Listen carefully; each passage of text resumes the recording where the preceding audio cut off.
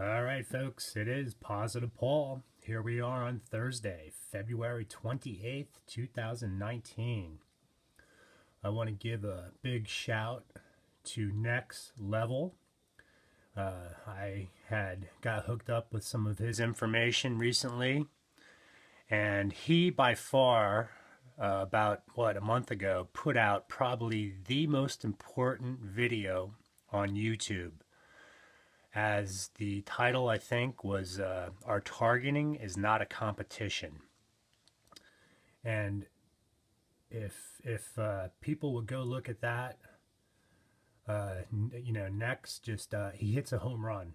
So with that being said, brother, I'm so glad that I got to be exposed to you. Now, today is going to shift gears a little bit amongst the murder and mayhem, the rape and torture, and the programming. But I'm going to tie in, I guess, a little bit of MK Ultra stuff with some of my experiences. Now, I noticed there's a guy out in Denver, Colorado. His name's Cody. He goes by Heavy T. Targeted individuals stay strong. Some of his experiences actually almost are identical with mine. And the main one is the fact that if you were exposed to trauma-based mind control, and I think Cody's a little younger than me, but certainly if you're in my age group, 50 and up, before 1972, when the shit hit the fan and Helms started burning and slashing and destroying evidence, you one thing I've been saying is you would have been handled your whole life, and you would have had people come into your life that their only purpose was to handle you.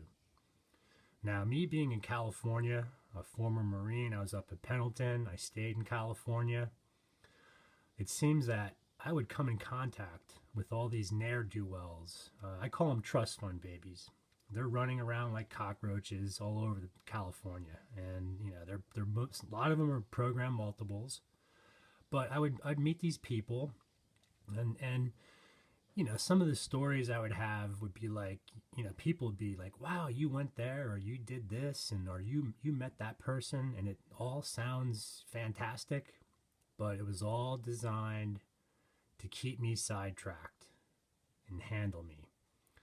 Now, one person in particular that came into my life when I lived in Ocean Beach was a person by the name of Paul Brown.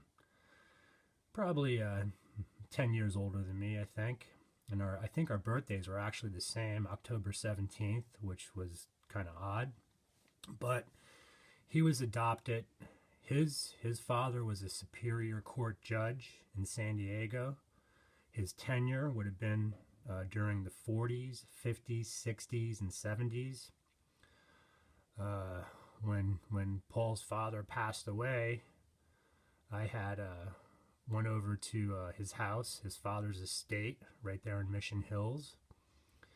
And he was cleaning up, going through his father's belongings. And he took me into his dad's library. And to say the least, it was pretty amazing. And Paul told me that he needed to get rid of all these books. He had been waiting on Salvation Army. And I guess my timing was impeccable, because when I arrived that day, he told me that I could pick out anything I wanted. Just get it out of the house. So it was like a shopping spree for me, if you will. And one of the things I've already said a long time ago is be careful where you get your information from. Now, certainly since the 80s, these devils, all right, have been removing books, encyclopedias, anything that has good information that would help today's youth figure out that while things do seem like they could just never end, party like it's 1999, you do live in a false reality in a lot of ways. And so with that being said, when I was going through the library, some of my prized possessions that I picked out were Winston Churchill's personal diaries as put into book format, These were put out by, I guess, Cassell Publishing in London in 1951. Winston had not personally given these to Mr. Brown, but I guess a magistrate from Parliament had sent these off to San Diego for him. They're pretty meaty books. And the funny part is every time I go through some of these old books I got from his library, the demons do not want me going through this information. I'll hear my ears ringing and buzzing, and it drives them nuts. So here's volume 1, The Gathering Storm, everything that Hitler was up to leading up to the invasion of Poland. You've got volume 2, Their Finest Hour, The Battle of Britain. We know all about that. And volume 3 is The Grand Alliance. That's my favorite one. I've been going through that nonstop. It gets into the nuts and bolts of how Russia, Britain, and the United States teamed up. And, you know, the one thing, the take home is people can, you know, they malign Winston and all that. And, you know, well, like I said, these secrets we'll never know until we die. But to read about Stalin and FDR and their personal meetings, his personal notes are in the book. It's just mind-blowing. And if anybody can get hold of these books or find them online, you know, just go for it. So here's volume 4, The Hinge of Fate. Now this is Normandy, and look how, man, this is like, it just will take you forever to get through that. And you have volume 5, Closing the Ring, wrapping up over in Normandy. And as I stated many times, make no mistake about it, when the Americans entered Germany, the first town they went into was Aachen. And they went straight to Charlemagne's palace, the Palatine Chapel, where that's located at.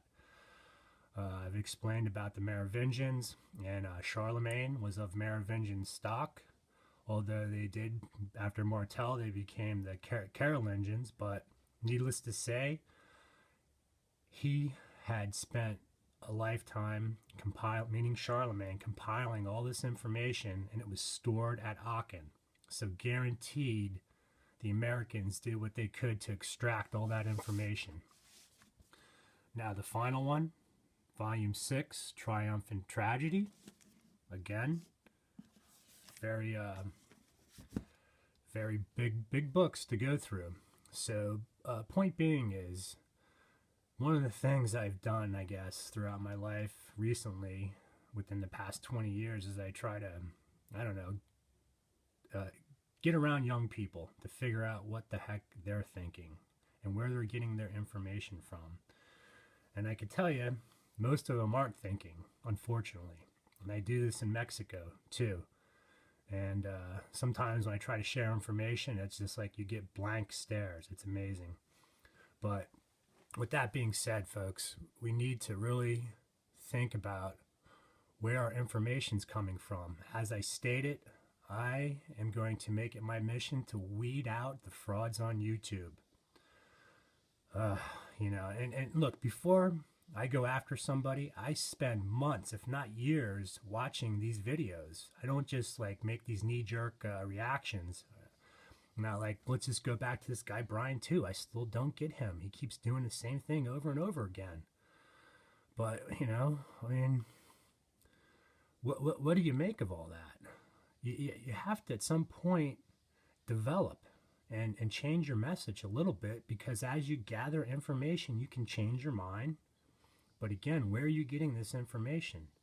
Now, if they're the powers that be are, you know, have us all corralled on Facebook and YouTube and keeping it very difficult for anybody to communicate, you know, where is this going to lead us all? So this is why, you know, most TIs, they're isolated and they're not going to have a lot of support.